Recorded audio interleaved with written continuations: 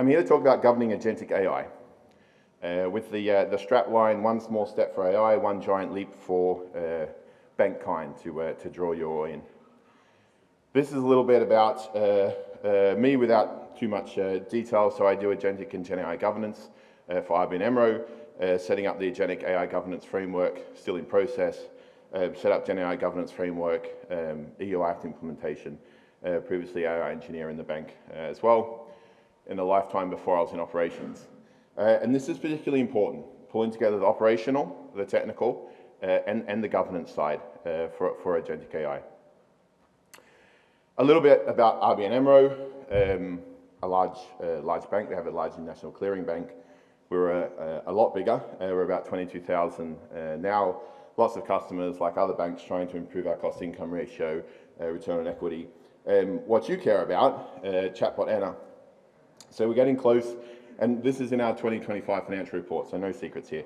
We're getting close to 10% of all the conversations are generated, so generative AI. We had kind of Ricky quite early, GenAI customer facing, have it internally in Abby. We also have it in a voice bot for the big credit cards provider as well, avatars for contact center training, lots of AI. And I'll point you to the bottom right, so from Marguerite, our CEO. So a future where clients' AI agents interact with the bank's AI agents is years, not decades away. So I'm really here to say that agentic is a channel. It's the new channel, it's the next channel. And the quicker you jump into it, the better for your organizations.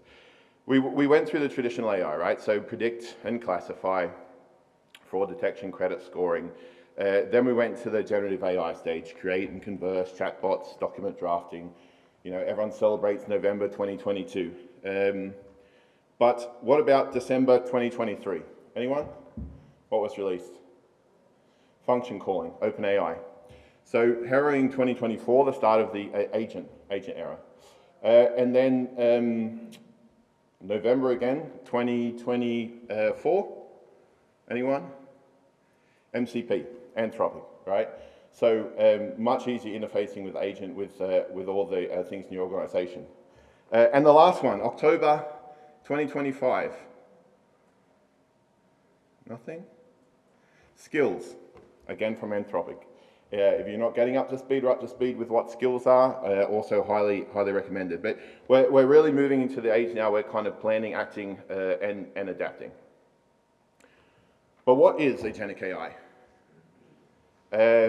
Even if you ask humans, there is a lot of non-determinism here. I spent many hours with our legal team, and then quite happily the OECD just last month released some definitions. These are not them, but fairly similar. Interestingly, called it a socio-technical system as well. It's about the interactions as well. But I think AI agent is largely kind of single agent with some tooling and end-to-end tasks strictly defined. Multi-agent agentic AI, broader goals, a lot more autonomous decision making, kind of longer running. So we're talking about understanding autonomous planning, how that's all working, tool use and actions and skill use. Also the challenges of these. Environmental awareness, what I call it as well. So kind of whether that's kind of reading results from either the context window or the session.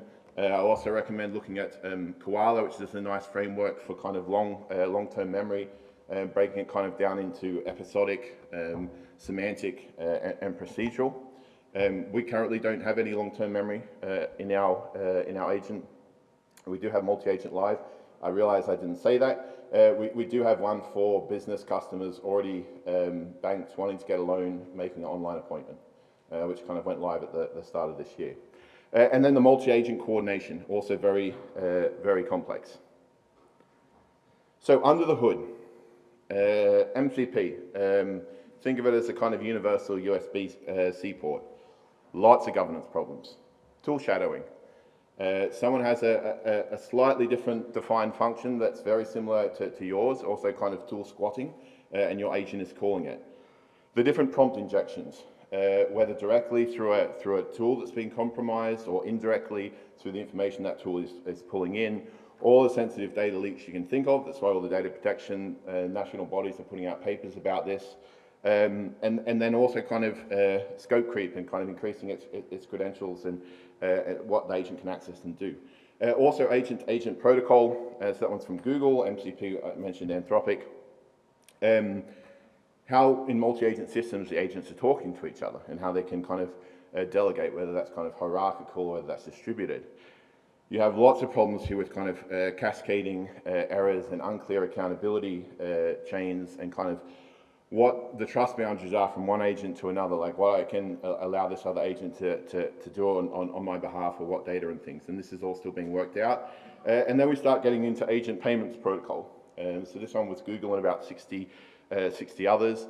And it's kind of how you start grappling with kind of agents buying things, you know, on your behalf.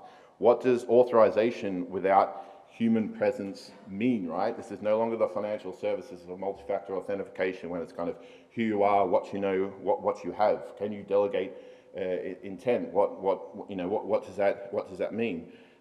Fraud liability, consent verification. Right? I saw yesterday Sam Altman's Tools for Humanity, which does kind of WorldCoin. Have you ever heard about that? The globe that scans your iris and creates kind of a hash to identify as you're a human. So they're connecting that to X402, which I also need to explain. 402 is waiting for payment, so HTTP. A lot of the cryptocurrency companies got on it to try and do micropayments on the web. So X402 was also kind of Cloudflare getting involved in understanding how they're going to do agentic payments on the web. So this is a way of, you can use your iris to say it is a human behind this agent trying to buy things. So this wave is coming. But those aren't the only ones.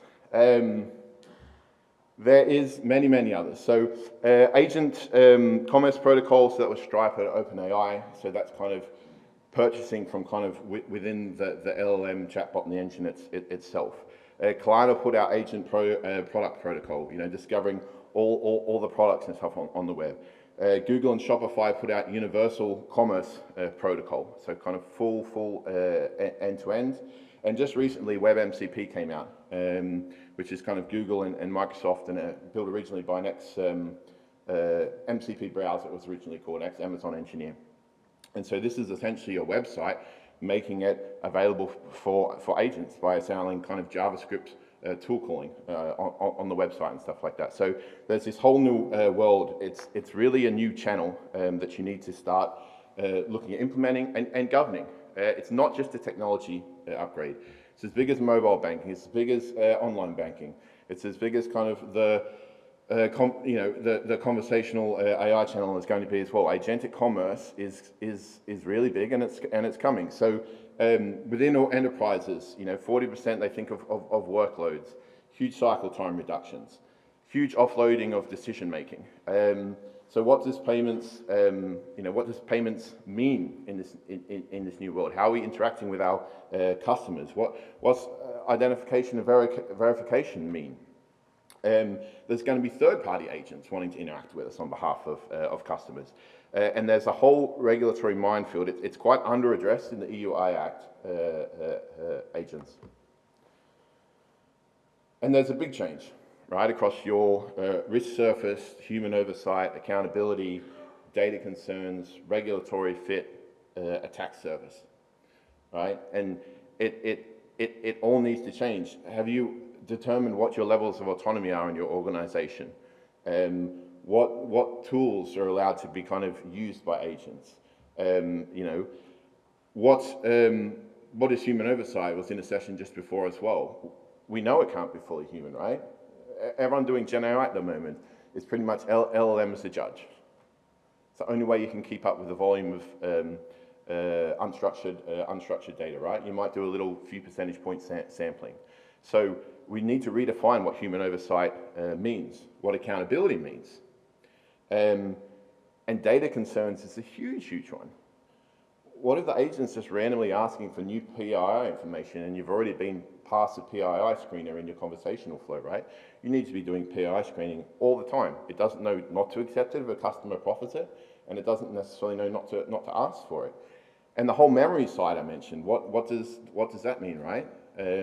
So GDPR lawyers are coming back into fashion quite a lot. I mentioned there's still regulatory gaps, and there's a huge attack surface coming as well for organizations. So as I mentioned, need to start working on what identification and authorization means. And zero trust within the organization, with agents functioning within the organization and outside. Redesigning the level of human oversight, and that's tailored to your organization and kind of regulatory oversight as well. What is the design of the full audit trace of these agents? People are recording actions, but are you recording the chain of thought as well? What do you need to record? What is sufficient? What is insufficient? What does explainability mean? How you have all the circuit breakers for this cascading risk management, right? It's not one hallucination that you're trying to pick up. It flows through the whole process chain. Security by design from the start, limiting the connection of every tool, right? So you're also going beyond role-based access into, I think Cisco released TBAC, tool-based access control. So you're coming up with whole new models. This is just in time for a specific tool, for a transaction. It's kind of like a micro-authorization. And then what the accountability framework actually means. Many hands make light work, but it also makes it easy to kind of shirk responsibility and where it actually stood and lied. So the gotchas. Don't treat agentic AI like GenAI. It's completely different. It breaks all the governance in your organization. You need to start again. You need to think from first principles. You can't do this governance without technical literacy. It's no longer someone making a PDF with a couple of lawyers and a couple of workshops. You need to technically understand. You're also developing real-time governance that needs to apply all the time, because you know what? Agents adapt all the time. It's really inefficient to try and have one framework to rule them all. Really treat traditional AI, have your risk tiering and your framework and your process, have one for generative AI, which increases some new things that we're still trying to deal with, and then have a specific one again for agentic. Shadow AI proliferation. Big blind spots, right? Depending on your organization, you may be trying to block every external tool. We know people are still using it. People are going to be walking in your organization with smart glasses on, processing all that customer data on their screen, right? That you try and prevent exfiltration of. Try and actually give some AI to stop some of that shadow AI proliferation, because otherwise it's still going to happen. And that leads to governance as a gate. Governance as a guide, not as a gate. 2 minutes, I think I'm on time. They're going to root around you. So the fastest way to lose control is to be too controlling. And then start thinking about the multi-party problems with agents. It's not just our agents interacting with our customers. It's going to be customers, agents interacting with us. It's going to be agent-to-agent interactions. It's going to be third-party agents on behalf of customers interacting, and what accountability and liability and trust frameworks are here. I think, yeah, it's close. So governance as an accelerator. And so kind of this is my, let's say, passion. I went back from technical into governance, and I think doing governance well, treating it as a product, treating it as part of the product, can be a real accelerator. That may be pre-approved pathways, for common patterns, so that teams get a fast path if they use that architecture, or they get an automated amount of funding if they're using, predefined patterns. Embed governance professionals alongside the engineers from the start, so they're allowing the governance to move at the speed of innovation. Make sure there's kind of tiered risk assessments, differentiating. Even when I said the 3 different tiers of AI, even within those, what does low risk, what's kind of middle risk, what's high risk, and triaging and treating it differently. Make sure you have your races and your responsibility models, and treat governance as a product, that they actually want to use your governance. It allows them to achieve something, to do something faster, better, get it out the door. So, clear documentation, self-service tools, responsive support, not just a 50-page policy PDF that's like, go there on our SharePoint. That's what the governance is. And start investigating AI for AI governance. So the key takeaways, Very quick. It's a new channel, not just a new tool. All the different sorts of AI need to tailor governance. Governance professionals need to get technical. IDV&A is an important new part for non-human actors. Multi-agent systems are a complex, multi-risk area, and treat governance as an accelerator to help build products, not just policies. Thank you.